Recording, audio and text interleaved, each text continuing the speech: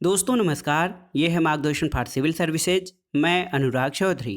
दोस्तों आज की वीडियो में हम सॉल्व करेंगे उत्तर प्रदेश लोक सेवा आयोग द्वारा आयोजित गवर्नमेंट इंटर कॉलेज प्रवक्ता परीक्षा यानी जीआईसी प्रवक्ता के प्रारंभिक परीक्षा के लिए सभी अभ्यर्थियों के लिए अनिवार्य सामान्य अध्ययन के 40 प्रश्नों का सेट, जो जीआईसी प्रवक्ता परीक्षा के साथ साथ अन्य प्रतियोगी परीक्षाओं जैसे यूपीपीसीएस प्रारंभिक परीक्षा, आरओ एआरओ यानी समीक्षाधिकारी सहायक समीक्षाधिकारी और गवर्नमेंट इंटर कॉलेज प्रवक्ता के सामान्य अध्ययन खंड के लिए बहुत ही उपयोगी है। तो आइए सॉल्व करते हैं आज का प्रैक्टिस सेट। जीआईसी प्रवक्ता परीक्षा सामान्य अध्ययन का प्रैक्टिस सेट संख्या 25। दोस्तों आज के प्रैक्टिस सेट का जो पहला प्रश्न है, देखिए ये बहुत ही महत्वपूर्ण प्रश्न है। प्रश्न है कि निम्नलिखित में से किसको चालकोलिथिक युग भी कहा जाता है, आपको बताना है। ऑप्शन है आपके पूरा पाषाण काल, नव पाषाण युग, ताम्र पाषाण युग या लौह युग। तो सही उत्तर है ऑप्शन सी, ताम्र पाषाण युग। दोस्तों ताम्र पाषाण युग को चालकोलिथिक युग भी कहा जाता है और जिस काल में मनुष्य ने पत्थर और तांबे के औजारों का साथ साथ प्रयोग किया उस काल को ताम्र पाषाणिक काल कहा जाता है। इसको चैल्कोलिथिक युग भी कहा जाता है। सर्वप्रथम जो धातु औजारों के रूप में प्रयुक्त हुई थी वो तांबा है और भारत में ताम्र पाषाण अवस्था के मुख्य क्षेत्र जो हैं वो दक्षिण पूर्वी राजस्थान, मध्य प्रदेश के पश्चिमी भाग, पश्चिमी महाराष्ट्र और दक्षिण पूर्वी भारत में हैं। अगला प्रश्न है दोस्तों, मध्यकालीन भारत से आपको बताना है कि किस सुल्तान ने ईरान की राजतंत्री परंपराओं को ग्रहण किया और उन्हें भारतीय वातावरण में समन्वित किया। ऑप्शन है आपके इल्तुतमिश, रुकनुद्दीन फिरोज, अलाउद्दीन खिलजी या गयासुद्दीन तुगलक। तो सही उत्तर है ऑप्शन ए, इल्तुतमिश। दोस्तों सल्तनत कालीन शासक इल्तुतमिश ने तुर्कों को बड़ी संख्या में जो है अवस्थाएं प्रदान की और इल्तुतमिश ने कहा था कि भारत अरब नहीं है, इसे दारुल इस्लाम में परिवर्तित करना संभव नहीं है। और इल्तुतमिश ने बगदाद के खलीफा से मांग पत्र प्राप्त करके अपने भारतीय प्रदेशों की वैधानिक स्वीकृति प्राप्त की और इसमें ईरान की राजतंत्री परंपराओं को ग्रहण किया और उसे भारत में भारतीय वातावरण में समन्वित करने का प्रयास किया था। अगला प्रश्न है दोस्तों, ये भी मध्यकालीन भारत से संबंधित है। देखिए, सरकी सुल्तानों के शासनकाल में निम्नलिखित स्थानों में से किसे पूर्व का सिराज कहा जाता था? तो उत्तर है दोस्तों जौनपुर। दोस्तों जौनपुर को पूर्व का सिराज या सिराजे हिंद कहा जाता है। दोस्तों अनेक उच्च कोटि के जो है यहाँ पर अटाला मस्जिद सबसे अधिक सुंदर है और जौनपुर नगर जो है दोस्तों इसमें सरकी वंश का महानतम शासक इब्राहिम हुआ था और इस सुल्तान के समय जौनपुर को भारत के सिराज के नाम से जाना जाता था। अगला प्रश्न है, दहसाला प्रणाली किससे विकसित हुई है, आपको बताना है। कनकूत, जप्ती, बटाई या फिर गल्ला बक्सी। तो सही उत्तर है ऑप्शन बी, जप्ती। दोस्तों टोडरमल जो हैं, टोडरमल को भू राजस्व प्रशासन में शेरशाह और अकबर के मध्य की निरंतरता की कड़ी माना जा सकता है। अकबर ने टोडरमल के अधीन संपूर्ण राजस्व व्यवस्था में परिवर्तन करके जब्ती प्रणाली को लागू करवाया और यही प्रणाली आगे चलकर 1580 में दहसाला प्रणाली का आधार बनी। और दहसाला प्रणाली संपूर्ण राज्य में लागू नहीं की गई थी बल्कि केवल उन्हीं क्षेत्रों में प्रचलित हुई जिन क्षेत्रों में जब्ती प्रणाली प्रचलित थी। अगला प्रश्न है, यहाँ पर देखिए महलवाड़ी प्रथा कहाँ लागू की गई?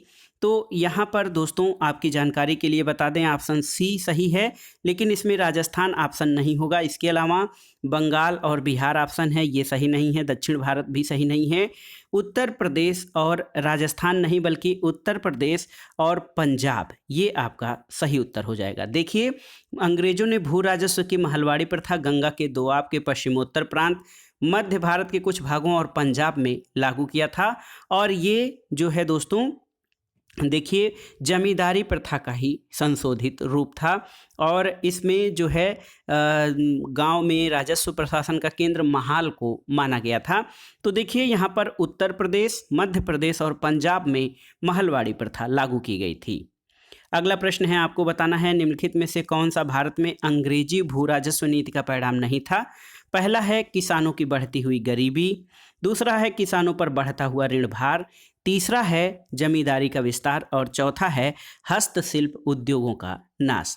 तो दोस्तों आपको बताना है कि भारत में अंग्रेजी भू राजस्व नीति का परिणाम क्या नहीं था। तो उत्तर है ऑप्शन डी, हस्तशिल्प उद्योगों का नाश। दोस्तों पश्चिम जो है ब्रिटिश शासन की भू राजस्व नीति से भारतीय कृषि अर्थव्यवस्था पर विनाशकारी प्रभाव पड़ा। किसानों की गरीबी बढ़ी और किसान अपनी उपज का 80 से 90% भाग कर के रूप में अदा करता था और अपनी आवश्यकताओं की पूर्ति के लिए वो ऋण लेता था। देखिए दोस्तों, भारतीय हस्तशिल्प जो है ये उद्योगों के नाश के लिए ब्रिटिश औपनिवेशिक नीति जिम्मेदार थी, न कि अंग्रेजी भू राजस्व नीति। तो सही उत्तर है किसानों की बढ़ती हुई गरीबी, किसानों पर बढ़ता हुआ ऋण भार, जमींदारी का विस्तार, ये अंग्रेजी भू राजस्व नीति के परिणाम थे। जबकि हस्तशिल्प उद्योगों का नाश जो है ये भू राजस्व का नहीं बल्कि ब्रिटिश औपनिवेशिक नीति इसके लिए जिम्मेदार थी। अगला प्रश्न है दोस्तों, रानी लक्ष्मीबाई को अंतिम युद्ध में किससे सामना करना पड़ा था? तो सही उत्तर है ऑप्शन ए, ह्यूरोज। दोस्तों रानी लक्ष्मीबाई को अंतिम युद्ध में जनरल ह्यूरोज से सामना करना पड़ा था। सबसे पहले रानी लक्ष्मीबाई ने उसे हरा दिया था, लेकिन बाद में अप्रैल 1858 में ह्यूरोज ने झांसी पर पुनः अधिकार कर लिया था। अगला प्रश्न है मोपला विद्रोह से संबंधित है। देखिए 1921 का मोपला विद्रोह कहाँ हुआ था? तो आप जानते हैं मोपला विद्रोह केरल के मालाबार क्षेत्र में हुआ था और यहाँ पे काश्तकार अधिकतर बटाईदार मुसलमान थे और जमींदार अधिकतर हिंदू थे और आंदोलन जमींदारों के शोषण के खिलाफ हुआ था। अगला प्रश्न है पीर पंजाल श्रेणी कहाँ पाई जाती है? ऑप्शन है अरुणाचल प्रदेश, जम्मू कश्मीर, पंजाब या उत्तराखंड। तो सही उत्तर है ऑप्शन बी, जम्मू कश्मीर में। दोस्तों मध्य हिमालय की पीर पंजाल श्रेणी जम्मू कश्मीर में पाई जाती है और अन्य श्रेणियां जैसे धौलाधार श्रेणी हिमाचल प्रदेश में। इसके अलावा नाग टीबा श्रेणी और महाभारत श्रेणी नेपाल में, मसूरी श्रेणी कुमायूं में पाई जाती है। तो सही उत्तर है जम्मू कश्मीर में पीर पंजाल श्रेणी पाई जाती है। अगला प्रश्न है भारत के किस राज्य में मानसून का आगमन सबसे पहले होता है? आपको बताना है असम, पश्चिम बंगाल, महाराष्ट्र या केरल। तो सही उत्तर है केरल। दोस्तों केरल में सबसे पहले भारत में मानसून का आगमन होता है और आप जानते हैं कि भारत जो है मानसूनी जलवायु वाला प्रदेश है या देश है और इसके बृहद भौगोलिक विस्तार, महाद्वीपीय आकृति, प्रायद्वीपीय आकृति और हिमालय जैसी विशाल पर्वत श्रृंखला की उपस्थिति के कारण भारत की जलवायु में काफ़ी भिन्नता पाई जाती है और भारत में सामान्य रूप से 1 जून को प्रतिवर्ष केरल में मानसून पहुंचता है। अगला प्रश्न सामान्य विज्ञान से है दोस्तों। यहाँ पर देखिए there is no atmosphere on the moon because, यानी चंद्रमा पर वायुमंडल नहीं होने का क्या कारण है आपको बताना है। तो सही उत्तर है दोस्तों चंद्रमा पर वायुमंडल नहीं होने के कारण, इसका कारण ये है कि इस पर गैस के अणुओं का पलायन वेग उसके वर्ग माध्यमूल वेग से कम होता है। ऑप्शन डी आपका सही उत्तर है। अगला प्रश्न है दोस्तों निम्नलिखित लवणों में से सागरी जल लवणता में किसका अधिकतम योगदान है? आपको बताना है। ऑप्शन है आपके calcium sulphate, magnesium chloride, magnesium sulphate या सोडियम क्लोराइड। तो उत्तर है ऑप्शन डी, सोडियम क्लोराइड। दोस्तों महासागरीय जल की लवणता में ये सोडियम क्लोराइड का सर्वाधिक योगदान है और 1884 में चैलेंजर अन्वेषण के समय डिटमार ने सागर में 47 प्रकार के लवणों का पता लगाया था, जिसमें 7 महत्वपूर्ण लवण जो हैं वो है sodium chloride, magnesium chloride, magnesium sulphate, calcium sulphate, potassium sulphate आदि। तो लेकिन सर्वाधिक मात्रा लगभग 77.8% सोडियम क्लोराइड की पाई जाती है। अगला प्रश्न है निम्नलिखित में से कौन एक संसदीय प्रणाली का आवश्यक गुण नहीं है? विधायिका और कार्यपालिका सम्मिश्रण ये है, नाम मात्र का राज्याध्यक्ष भी संसदीय शासन प्रणाली में पाया जाता है, सामूहिक उत्तरदायित्व की भावना भी पाई जाती है और सर्टेन टर्म ऑफ ऑफिस यानी निश्चित कार्यकाल। दोस्तों निश्चित कार्यकाल जो है ये संसदीय शासन प्रणाली का आवश्यक लक्षण नहीं है। तो निश्चित कार्यकाल अध्यक्षात्मक शासन प्रणाली में पाया जाता है, इसलिए ऑप्शन डी आपका सही उत्तर हो जाएगा। अगला प्रश्न है केंद्रीय बैंक का सर्वाधिक महत्वपूर्ण कार्य क्या है? ऑप्शन देखिए सरकार का प्रतिनिधि, नोट निर्गमन, बैंकों से ऋण या साख नियंत्रण। तो सही उत्तर है दोस्तों केंद्रीय बैंक का सर्वाधिक महत्वपूर्ण कार्य क्रेडिट कंट्रोल या साख नियंत्रण होता है। इसके द्वारा केंद्रीय बैंक सामान्य रूप से साख की उपलब्धता और उसकी लागत को प्रभावित करता है। इसके लिए वो कई प्रकार के तरीके जैसे बैंक नीति, खुले बाजार की क्रियाएं, SLR, CRR, रेपो रेट और रिवर्स रेपो रेट आदि साधनों का प्रयोग करता है। अगला प्रश्न बहुत ही आसान सा है, जो है सामान्य विज्ञान से है। एम्पियर क्या नापने की इकाई है? तो उत्तर है दोस्तों, एम्पियर जो होती है वो विद्युत धारा नापने की इकाई है। ऑप्शन बी आपका सही उत्तर हो जाएगा। अगला प्रश्न है अवरक्त स्पेक्ट्रम यानी इंफ्रारेड स्पेक्ट्रम जो है वो किसके किसके बीच उपस्थित होता है? तो उत्तर है दोस्तों, अवरक्त विकिरण जो है वो सूक्ष्म तरंग और दृश्य क्षेत्रों के बीच यानी माइक्रोवेव्स एंड विजुअल रेंज के बीच अवरक्त स्पेक्ट्रम स्थित होता है। दोस्तों, अवरक्त विकिरण की खोज हर्शेल ने की थी और इनका तरंग दैर्ध्य परिसर जो होता है, रेंज जो है वो 7 × 10⁻⁻7 मीटर से 10⁻³ मीटर तक होता है। और अवरक्त विकिरण सूक्ष्म तरंग और दृश्य तरंगों के बीच में स्थित होती हैं। दोस्तों, एक प्रश्न आता है अवरक्त विकिरण, ये जो हम टीवी का रिमोट कंट्रोल यूज करते हैं दोस्तों, इसमें अवरक्त विकिरण का प्रयोग किया जाता है। अगला प्रश्न देखते हैं कि सितारों में अक्षय ऊर्जा जो होता है इसका स्रोत क्या होता है, आपको बताना है। सितारों में अक्षय ऊर्जा के स्रोत का कारण क्या है? तो सही उत्तर है दोस्तों, सितारों में अक्षय ऊर्जा के स्रोत का कारण हाइड्रोजन का हीलियम में परिवर्तन है। दोस्तों, हाइड्रोजन का हीलियम में परिवर्तन यानी सितारों के नाभिक में होने वाली नाभिकीय संलयन की क्रिया, इसमें नाभिक में उपस्थित हाइड्रोजन नाभिक मिलकर हीलियम नाभिक का निर्माण करते हैं, जिससे कि अपार ऊर्जा निर्मुक्त होती है। और दोस्तों, यही जो है हाइड्रोजन का हीलियम में परिवर्तन सूर्य की ऊर्जा का भी कारण है। और आप जानते हैं सूर्य भी एक तारा है यानी स्टार है, और सूर्य में नाभिकीय संलयन की क्रिया होती है जिसमें हाइड्रोजन का हीलियम में परिवर्तन होता रहता है, जिससे कि अपार ऊर्जा निर्मुक्त होती है। अगला प्रश्न है दोस्तों, how many pairs of ribs are there in a human body यानी मनुष्य के शरीर में पसलियों के कितने जोड़े स्थित होते हैं? तो सही उत्तर है ऑप्शन ए, 12 जोड़ी पसलियां होती हैं मनुष्य के शरीर में, यानी कुल 24 पसलियां उपस्थित होती हैं।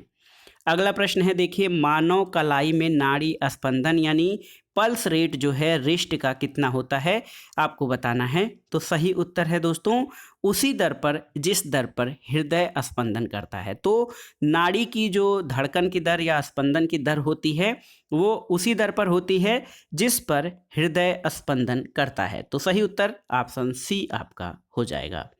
अगला प्रश्न है, which of the following efficiently convert solar energy into chemical energy, आपको बताना है निम्नलिखित में से कौन अधिकतम कार्यकुशलतापूर्वक सौर ऊर्जा को रासायनिक ऊर्जा में परिवर्तित करता है। तो यहाँ पर ऑप्शन है आपके क्लोरेला, टाइगर यानी बाघ, केचुआ और कुसकुट्टा। तो आपको बताना है कि कौन सा जो है इसमें कौन है जो अधिकतम कुशलता से ऊर्जा को या सौर ऊर्जा को, सोलर एनर्जी को केमिकल एनर्जी में परिवर्तित करता है।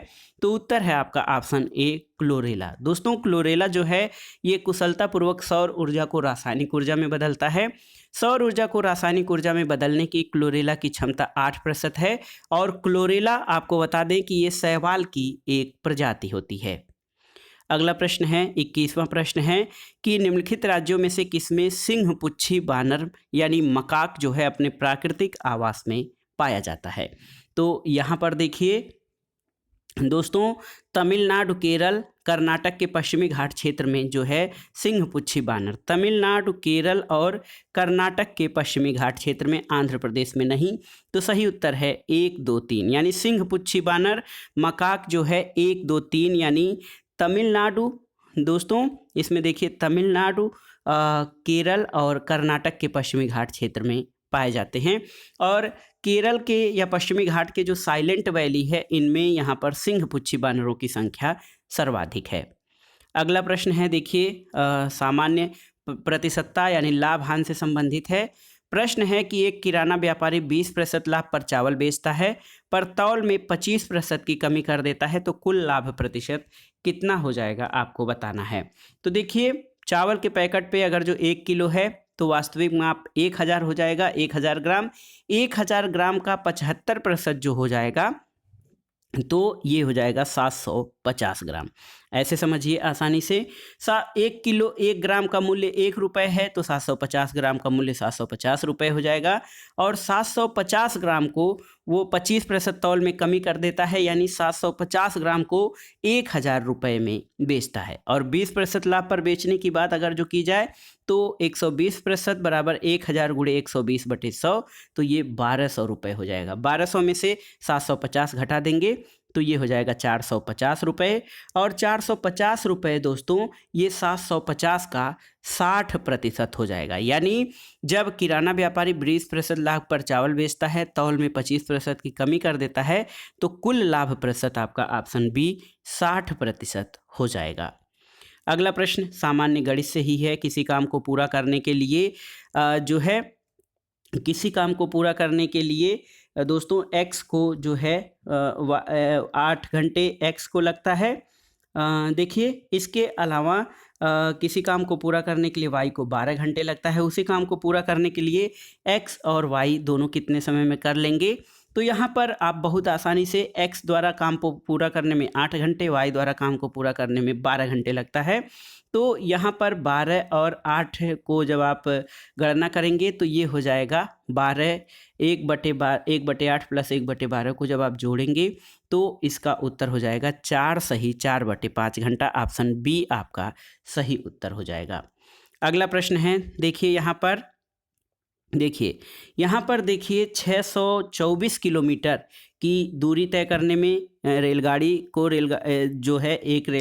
ए जो है रेलगाड़ी बी से 6 घंटे अधिक समय लेती है। अगर रेलगाड़ी ए की गति दोगुनी कर दी जाती है तो उसे उस रेलगाड़ी की तुलना में 5 घंटे कम समय लगेगा। ट्रेन की गति कितनी है? तो इसको आप आसानी से गति, समय और दूरी के फार्मूले पे सेट कर सकते हैं। तो इसका सही उत्तर आपका हो जाएगा दोस्तों 39 किलोमीटर घंटा। ऑप्शन ए आपका सही उत्तर हो जाएगा। अगला प्रश्न है, 16 सितंबर 2020 को जारी मानव पूंजी सूचकांक यानी ह्यूमन कैपिटल इंडेक्स में आपको बताना है ह्यूमन कैपिटल इंडेक्स 2020 में भारत का कौन सा स्थान है।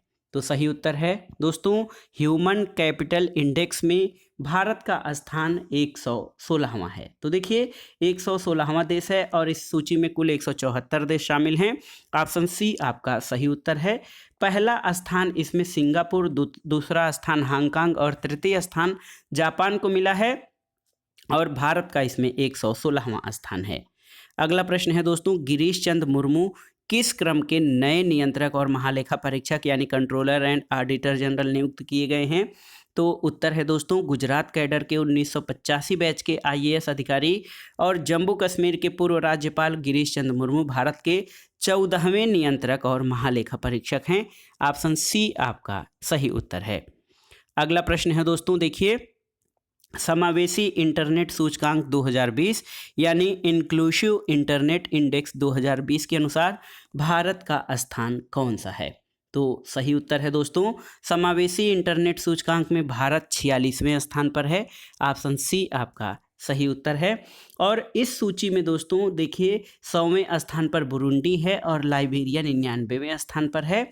और ये देखिए बहुत ही महत्वपूर्ण है समावेशी इंटरनेट सूचकांक, इसमें भारत 46वें स्थान पर है। अगला प्रश्न है दोस्तों, यहाँ पर देखिए सिप्री रिपोर्ट 2020 के अनुसार शीर्ष हथियार निर्यातक देशों का सही क्रम बताना है आपको। अमेरिका, फ्रांस, रूस और जर्मनी। तो पहले नंबर पर निर्यात में दोस्तों अमेरिका है यानी 1 हो जाएगा। दूसरे स्थान पर रूस है यानी यहाँ पर 3 हो जाएगा। तीसरे स्थान पर फ्रांस है, यहाँ पर 2 हो जाएगा। और चौथे स्थान पर जर्मनी है यानी 4 हो जाएगा। तो 1, 3, 2, 4 जो है ये सिप्री के अनुसार हथियार निर्यातक देशों का सही क्रम है। तो सही उत्तर आपका हो जाएगा ऑप्शन बी। 29वां प्रश्न देखते हैं दोस्तों, यूपी स्पेशल जो है यूपी स्पेशल पाठ्यक्रम में शामिल है। नोएडा उत्तर प्रदेश के किस जिले में स्थित है? तो ये गौतम बुद्ध नगर जिले में स्थित है।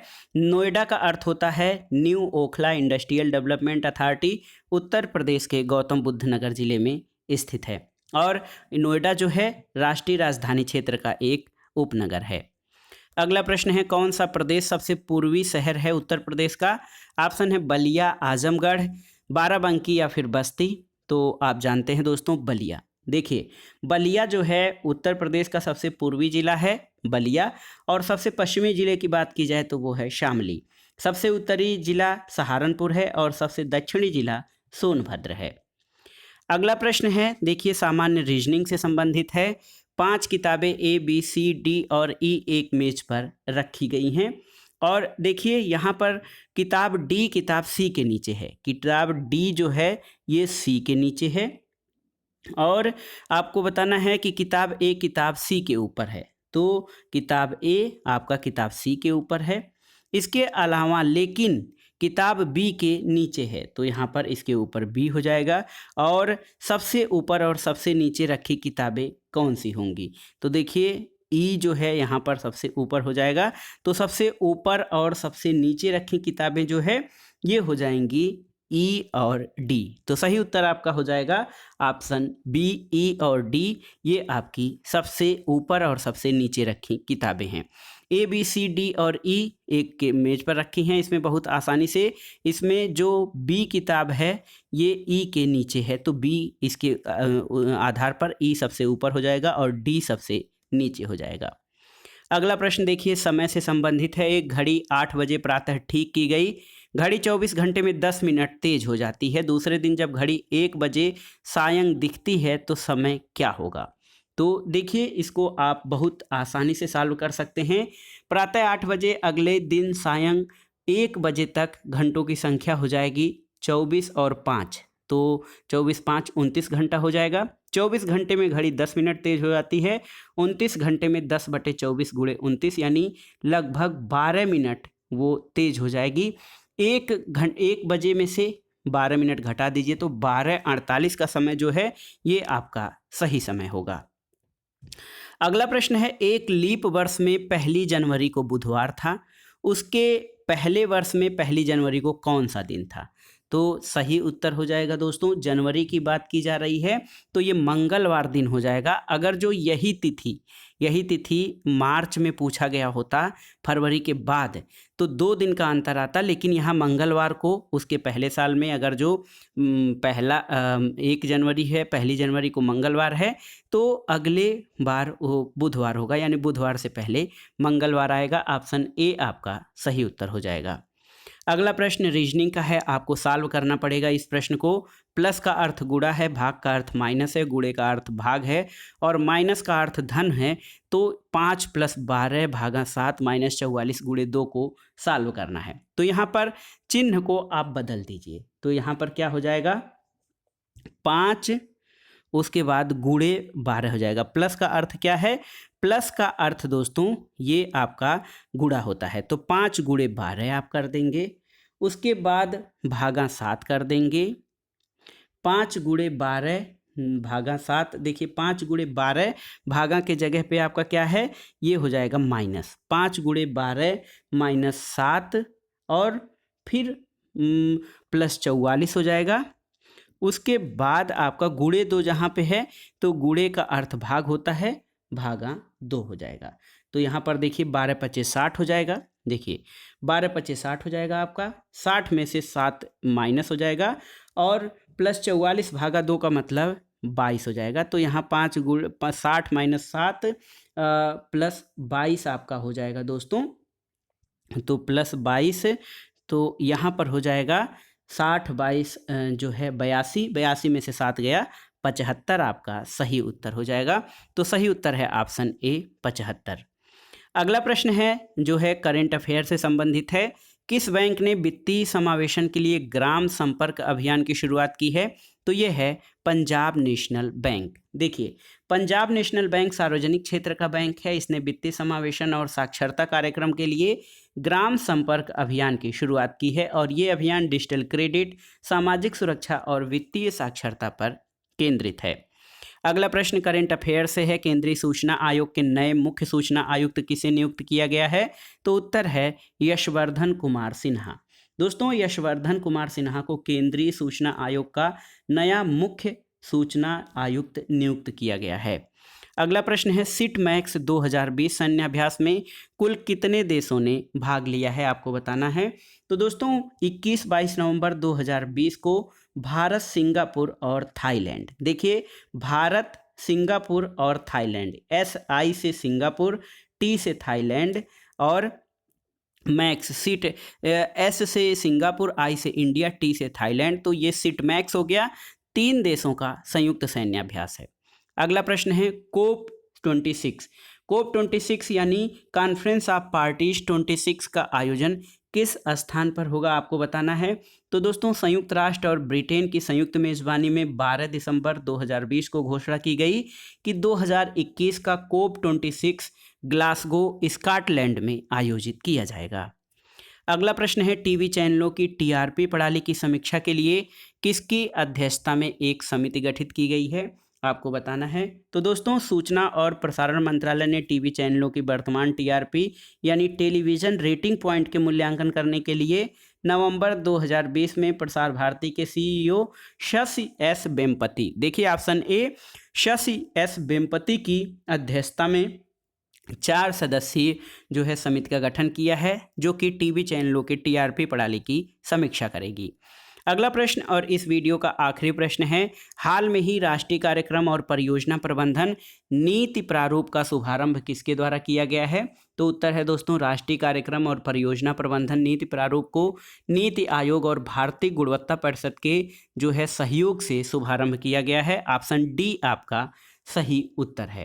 दोस्तों इसका उद्देश्य क्या है, तो ये अवसंरचना विकास कार्यक्रम और परियोजनाओं के प्रबंधन को संस्थागत बनाना और बढ़ावा देना और इससे संबंधित पेशेवरों के लिए एक कार्यबल का निर्माण करना है, जो है राष्ट्रीय कार्यक्रम और परियोजना प्रबंध नीति प्रारूप का उद्देश्य। तो दोस्तों ये था आज का वीडियो। इसमें हमने राजकीय इंटर कॉलेज प्रवक्ता यानी जीआईसी प्रवक्ता परीक्षा के लिए सभी अभ्यर्थियों के लिए अनिवार्य 40 प्रश्नों का जो सामान्य अध्ययन पूछा जाएगा, उसके लिए हमने इसका 25वां प्रैक्टिस सेट चालू किया है, जो आपकी आगामी जीआईसी प्रवक्ता परीक्षा के लिए बहुत ही उपयोगी तथा महत्वपूर्ण है। आप इन प्रश्नों को सॉल्व कर लीजिए और जो प्रश्न इसमें से आपको नया लगे उसको अलग से नोट कर लीजिए, ताकि एग्जाम टाइम रिवीजन में आसानी रहे। वीडियो आपको कैसा लगा हमें कमेंट बॉक्स में ज़रूर बताइएगा।